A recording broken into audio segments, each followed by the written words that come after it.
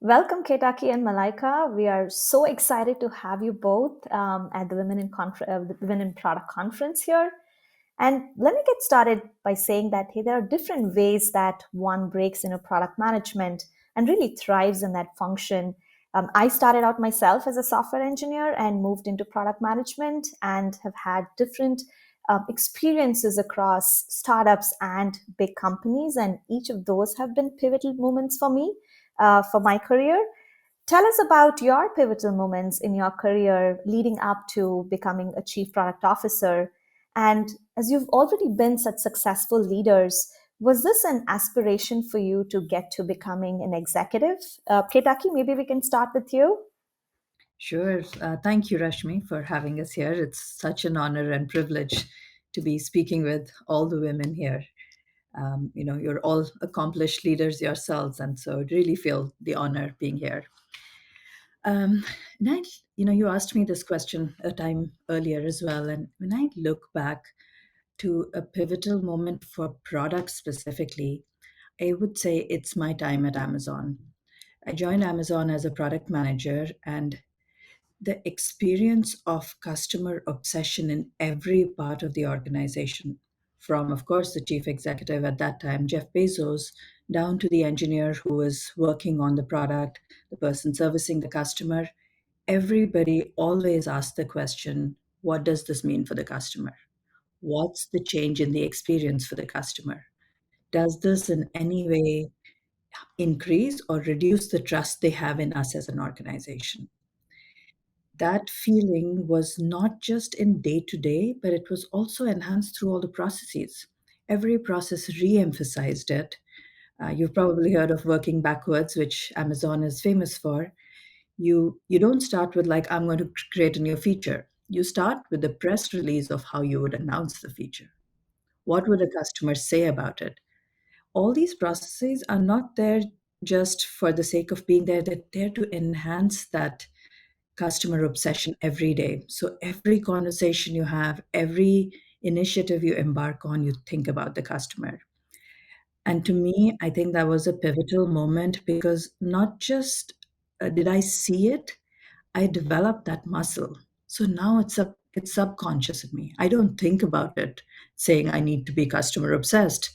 I am customer obsessed. It's like cycling. I've learned it and it's with me now. So I would say that that was a big, big moment for me. You also asked about what was the second question? The aspiration to actually become a product executive because you've been so successful at these various levels of product management within different companies, right? So that's a great question because yes and no. Like I would say, at certain points of my life, I was like, I need to be an executive. But then there were certain points where I also reevaluated it. It's not just about being an executive. Like, I don't want to be a CFO. It's about being the right executive. Like, I do love product. I do love adding value to customers, and that's what my passion is. So bringing that together in a way where I can have a broader influence is how I would say I what I wanted to do. Um, of course, there were shallow times in my life where I said, I want to be the CEO of company X too. But what drove me is it the right mix of who I am internally and the value I can bring to the organization? I was gonna say, yeah, not at all. Yeah, I would say my pivotal moment was my actual introduction to product management. So I was at IBM. I started off as a developer, like you, Rashmi, and then went into being a manager of software engineers, and then went into being a level 2 tech support manager. And I always wanted, and I think we find this often with product people, you want to have that influence and you want to understand why you're, especially if you're coming from engineering, why am I building the thing that I'm building? Why is that being prioritized versus something else?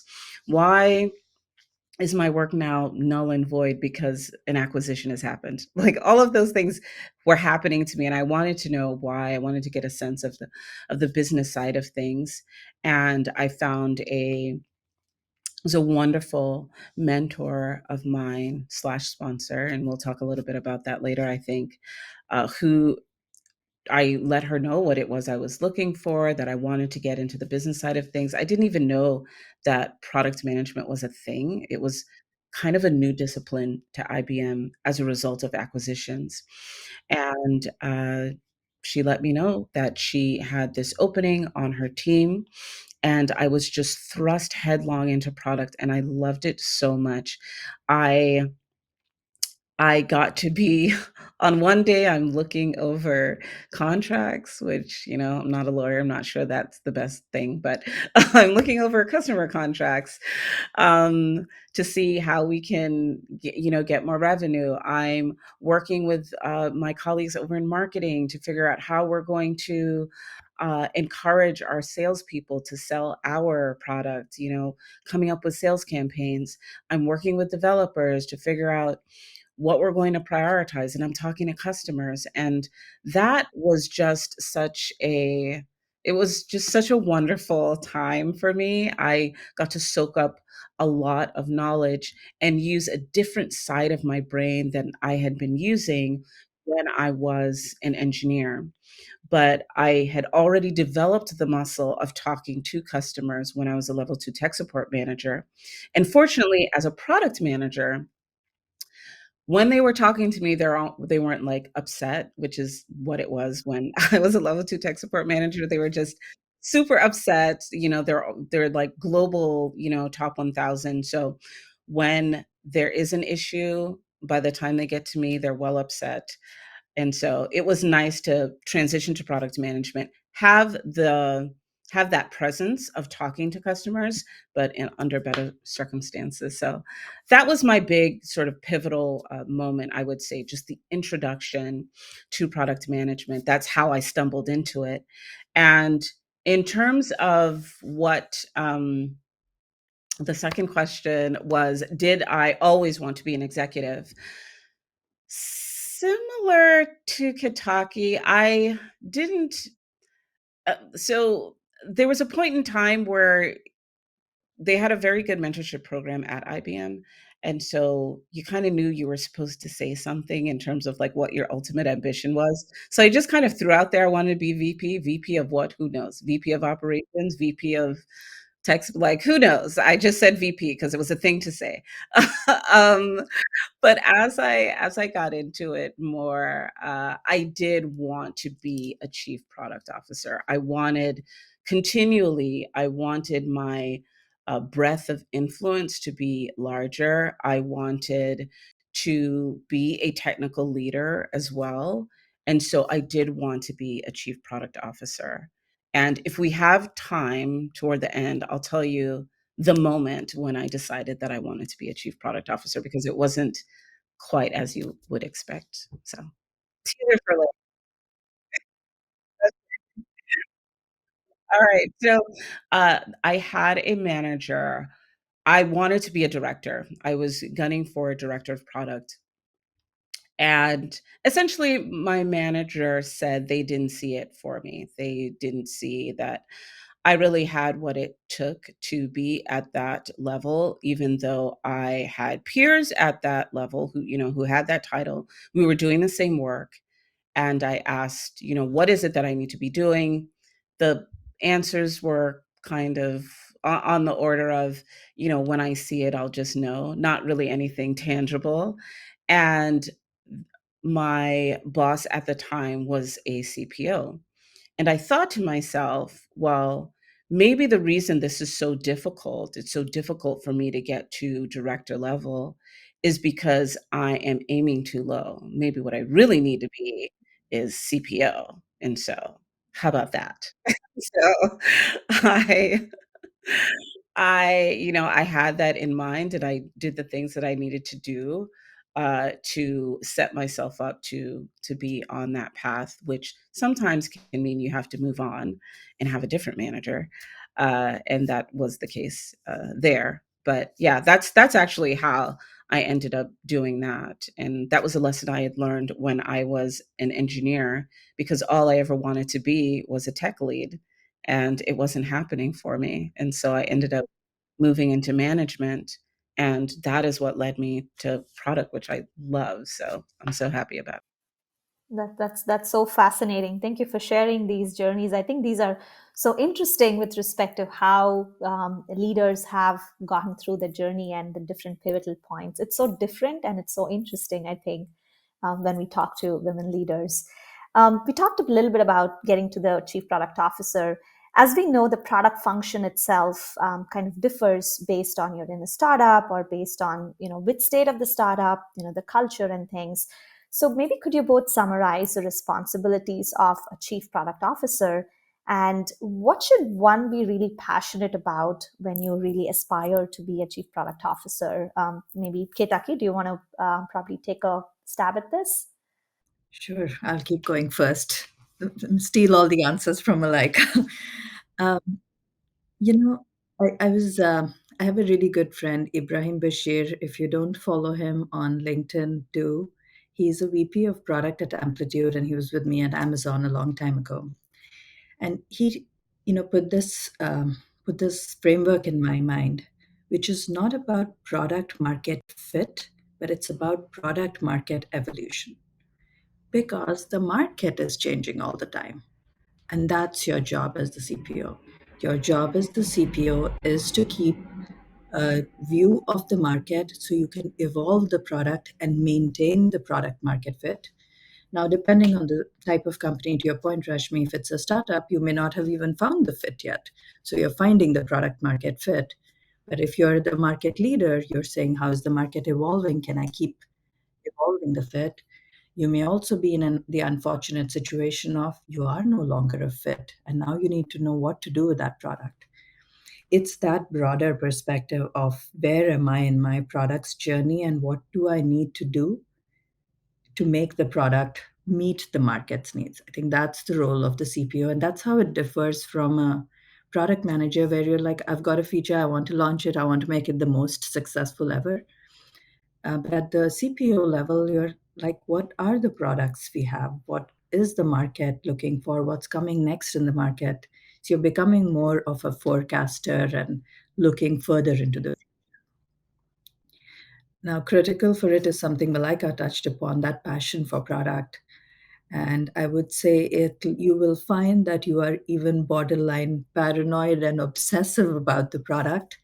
And you will know this when you're in your shower and you're thinking about problems to solve, or you're walking your dog and you're coming up with ideas to think about. Like the product becomes part of you, and it's important to maintain a healthy balance. So keep it a healthy balance, but it does become something that you are nurturing and bringing to life and keeping it alive and thriving. That to me is key for a CPO, like that real deep passion. And to your, like, I know someone said this the wrong way to you, but you really do know it when you feel it. Like you were like this is mine, and I've got all these different ways to address it. I've got these problems and I'm thinking about it. That's the key to being a CPO. Love the product market evolution there, piece of it, Ketaki. Malaika? Yeah, I would agree with what Kataki said. The other thing, a couple of things that I would add. One is, as a CPO, generally, you have people who are reporting to you. So one of the things that you should be passionate about is growing leaders. You're generally, as a CPO, you don't have that many sort of direct product managers. It depends on the size of the company. You might have, VP or director reporting to you. I'm at a smaller company right now, so I actually have the entire technical team, inclusive of all of the engineers, data scientists, everyone rolling up to me. You won't find that at a larger company, so it really can vary. But the things that you have in common, exactly what Kitaki said, plus wanting to nurture people and grow people. One of the challenges moving from individual contributor as a product manager to being a people manager is that, moving from just execution to strategy, like really spending time being strategic. And so as a CPO, you're going to have to recognize when someone on your team is not doing that, and help create an environment that allows them to be strategic, but also coach them and remind them of that importance of taking themselves up to be strategic. So I would say that's probably the one main thing, as a CPO, the kind of thing that you're going to be thinking about. And again, sort of depending on the structure of your organization, you're going to be the CEO whisperer. So you might have to be, working with your CPO. You're helping all of that forecasting that Kitaki talked about. You then have to all of the muscles that you gained as being an influencer, as a product manager. You're using that just at a higher level. You might have to be working with your CEO and helping them to think about like what's coming down the pike, and what the future needs to look like for the company. You're doing that forecasting in service of the company, and influencing the CEO and sometimes the board. You might have to, be speaking directly to the board and talking about, what the product roadmap is like and what you're seeing for the future. And so I would say, those are some of the things that happen as CPO too. Loved it. And Malaika, in this whole process, what has been the hardest to break into being a chief product officer, and why was it hard? And are there any specific challenges as a woman that you faced during this process of getting to being a chief product officer? Yeah, so I'll go first so that Kentucky doesn't give you a hard time. Yeah. Absolutely. So yeah, that story that I shared before was a challenge. Anytime people in a place of power or influence don't really see you as the prototype or the archetype of whatever it is, whether it's CPO or CTO or CEO, or um, then it can be a challenge. And I think of my experience too, not only as a woman, right? I think all of us can recognize that we are intersections of being women and women of color. So there's that. Sometimes you don't know where the challenge is coming from. Is it because I'm a woman? Is it because I'm a person of color?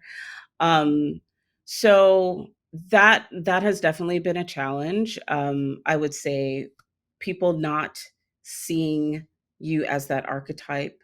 Um, the other challenge has been the sort of typical challenges of people not necessarily listening, and you having to sort of repeat yourself, or spend time getting other people to say what it is that you're saying so that people will start to listen. All of that extra labor that goes into getting people to listen to you, can be challenging.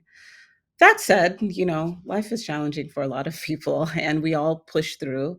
And it's why communities like this are so important. It's so important to have yes, it's good to have mentors and it's good to have advocates, but it's also good to have cheerleaders. Just they may or may not be in product. Just your people who make you feel good when you're going through these challenges. That's very well said. I think especially the power of community to really get you there, right? So yeah, absolutely loved it. Kitaki, you want to add something there? Yeah, I agree again with what Malaika mentioned here. I want to go a little bit deeper with this concept of unconscious bias.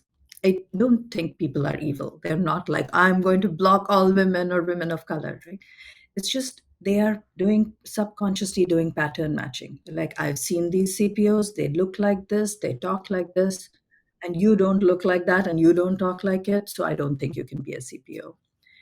I've got similar feedback to Malaika. I was told, no executive presence.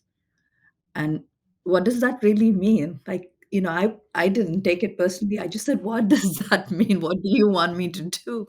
That will change the equation. And really, the important thing was finding someone who could tell you what that was. What does it mean? So I'll give you one example. Uh, my current CEO, Ted Kranz, has been an amazing mentor. He taught me the power of pausing and leaving the silence. So, see, right now, I've said something and then I just leave a moment of silence. People have the space to absorb it, and your impact is felt. That just changes you from saying something that you're expressing to becoming an executive presence, someone who people are listening to. Just being quiet for a couple of seconds. It's very hard to do if you think about it. It's really hard to have silence. It can be awkward, and especially with the board. To your point, Malika, part of the role is speaking to the board, and you have to be comfortable with these silences.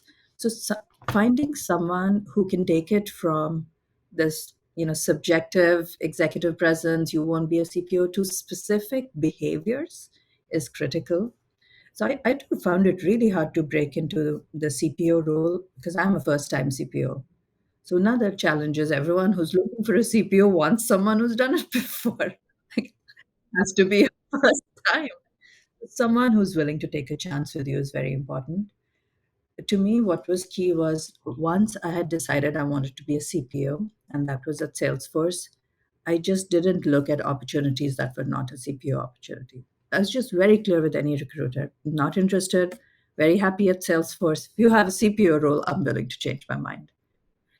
So that meant, like saying no to the fangs, saying no to some big money sometimes. But it was high enough on my priority to say, this is it, this is what I want next, and I won't accept anything else. That was key to break into the CPO role for me. It was hard, it was tough, team.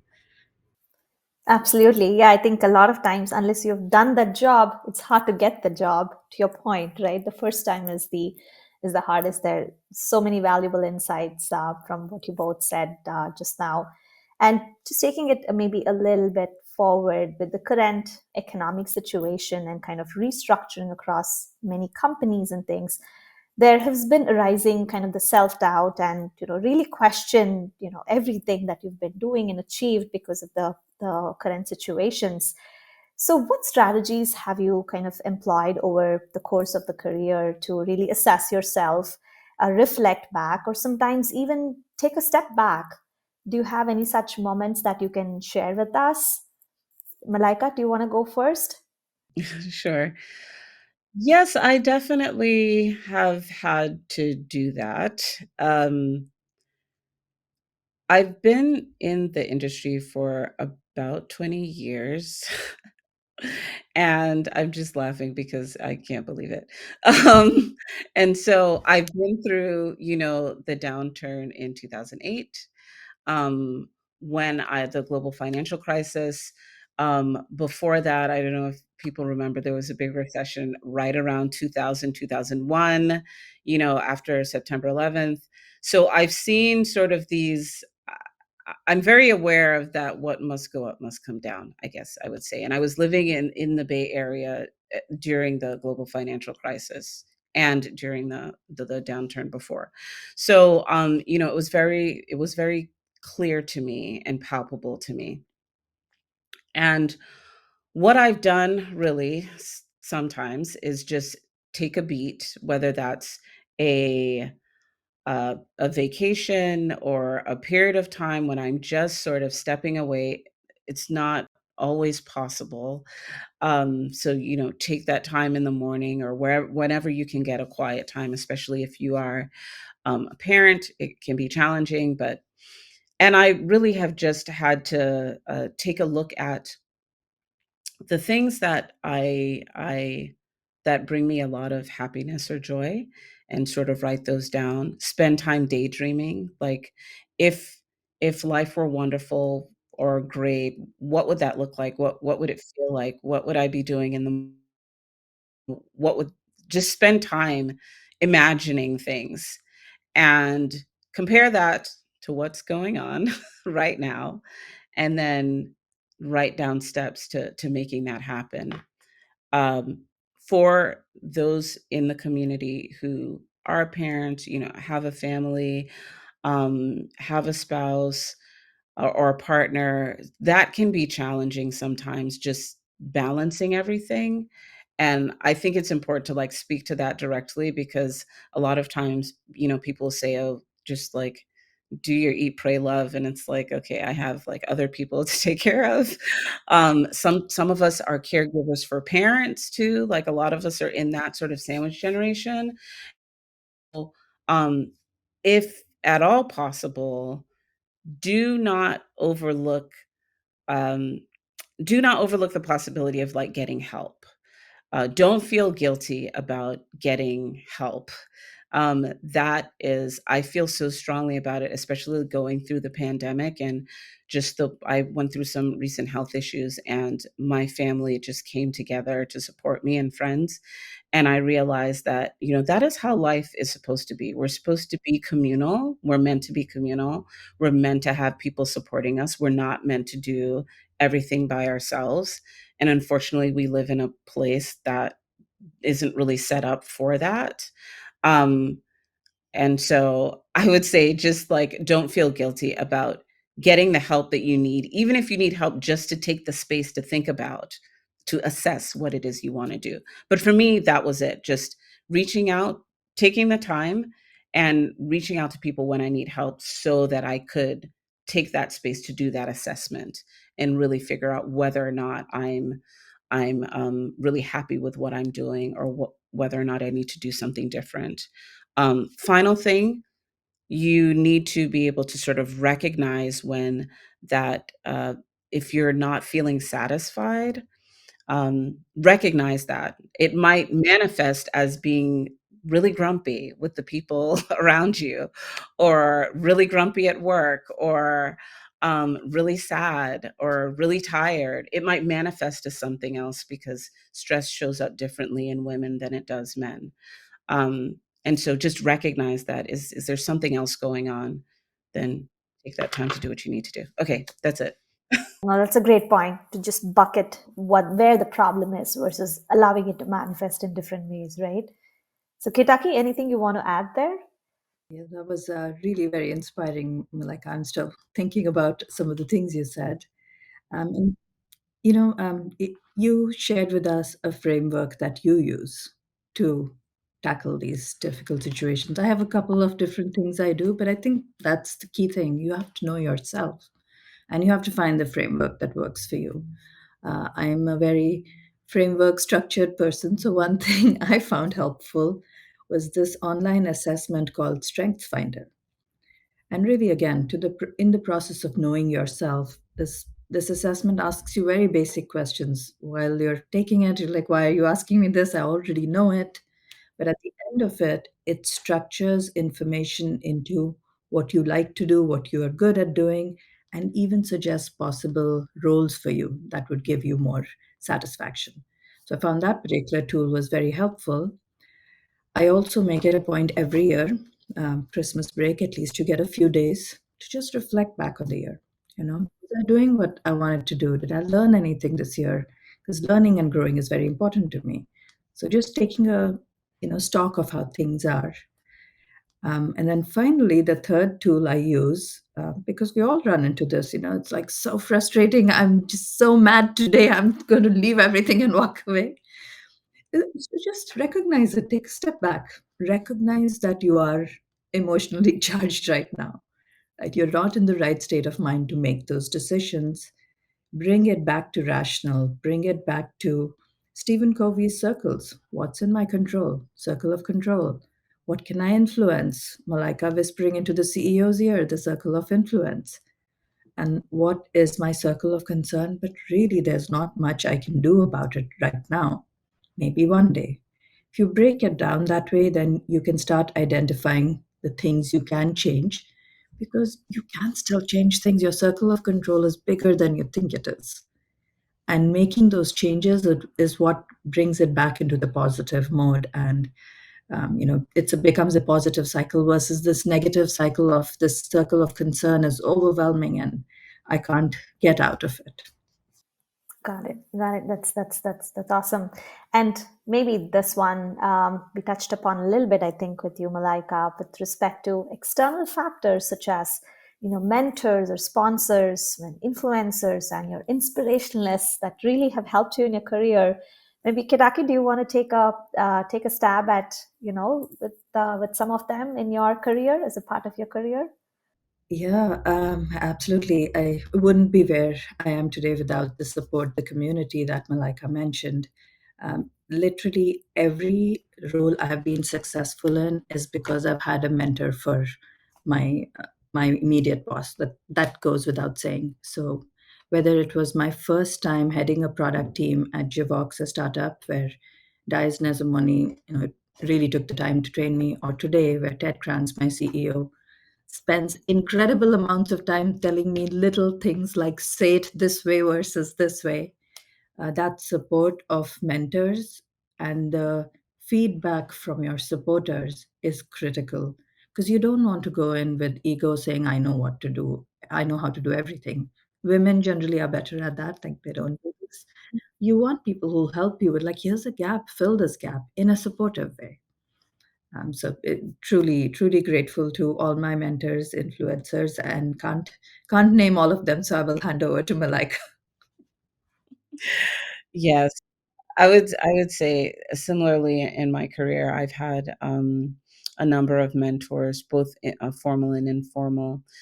Just when I started my career, there's was a diversity network group at IBM. I'm not sure what it's called now, but it was essentially the Black Employee Network that really sort of there's so many mentors in that community who were just really they really wanted us to do well. They were invested in that. So it started from there. The person who took a chance on me and hired me there, Joy Wang, um, In Hee Cho, who was the one who gave me my first product management job, Jeff Pollock, who was an amazing, amazing mentor and boss, and so many at every startup that I've worked at since then. All of the CEOs, were amazing mentors. And then, your usuals, the Marty Kagans. I've done the formal training there, and so yeah, I would say those are the folks that have been truly helpful. That's amazing. I think that is so important in one's life, not just be mentored and even to give back, just like how you both are doing, with our community today. And maybe one last question, the advice piece, right? A meal is never complete without a dessert. A keynote is never complete without an advice. What advice would you both give our audience here who are perhaps VPs of products or directors or just in the mid career level, really aspiring to be that executive, that chief product officer? I leave it up to you both to say who's going to go first. I can go first, so Malaika can be the lasting word that leaves this keynote. No pressure. No, uh, I would really say take the time to know yourself. It took me, unfortunately, a long time. I would say it took me the first 10 years of my career to understand myself. Because unless I can understand myself and how I react to things, I can't strategize with my own self to position myself correctly. So understand yourself and you will figure out a way to get there. Don't believe anyone who says you can't do it. If you think you can be the CPO or you want to be the CPO, you will create a different definition of how that role works. That's why it's important to understand yourself. It's those two, and there's no one can stop you. If you want to do it, you will get to do it. But I mean, I don't know that I can add anything much to that. Mic drop. Uh, I would say maybe this is a corollary, but think about, you know yourself, and recognize when you have done all that you can in a particular position, or at a particular company, or in a, like, don't be afraid to move on if you need to move on, because sometimes that is how you will get to that CPO level. Um, by and large, when you can, you should try and go up as high as you can within your company, but sometimes you need to leave in order to get that next position. And so just make sure that if you do, you do so on good terms, that, you know, you're just be a good person in general, because you never know. Be nice to people, you know, be helpful, because you literally never know. And the other thing I would say too, because you will need these as you go along. I haven't met any product manager who hasn't come up with some template, something that made their job easier. And if you find yourself moving on, making sure that you have the things that you created, because it's such a challenge to create that from scratch. That's what I would say. So know yourself, and know and be honest with yourself about whether or not you've done as much as you can in a particular position if you find it hard to move to that next level that you're trying to move to. Such a great advice. Thank you so much, both of you. I think this has been amazing. Just listening to your the story, your path, and the challenges that you have come across, and how do you take a step back. So this was amazing, and I hope our audience too really had a great time listening to you, and a lot of things to absorb. Take a step back and absorb.